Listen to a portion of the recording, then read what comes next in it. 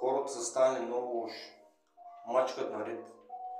Децата и те са започнали да приличат на тях. Нормално. Призрака. Винаги истината.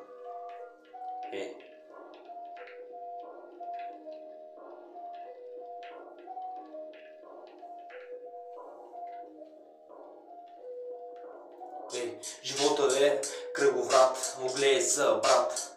Тук е пълен ад, всеки си мисли за тарикат. Гледат лошо, искат да бият.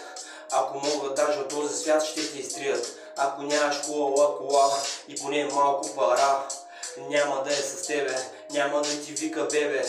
Остроумни, жените са станали просто безумни. С този черен клин дига много шум, а в главата си няма грам ум. Големи чуки, дай му на клюки, губим си времето в ергена. На наркомана не му е останала вена, в дискотеката се слуша само джена. Кой е тос? Ще ти задам само един въпрос. Влизал ли си някога в джамия? Брат ми ти, къде беше когато ножа ми беше опрян до шия? Познаваме добре тази помия.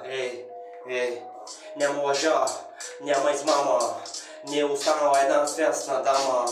На корем да се смееш, истински е да живееш. Да, хляба е скъп, но не трябва да бъдеш и тъп. Трябва да ти работи главата, иначе цял живот ще си на заплата.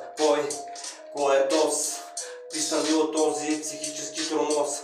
Джакпоти от бакноти, системата не работи, управляват ни мафиоти.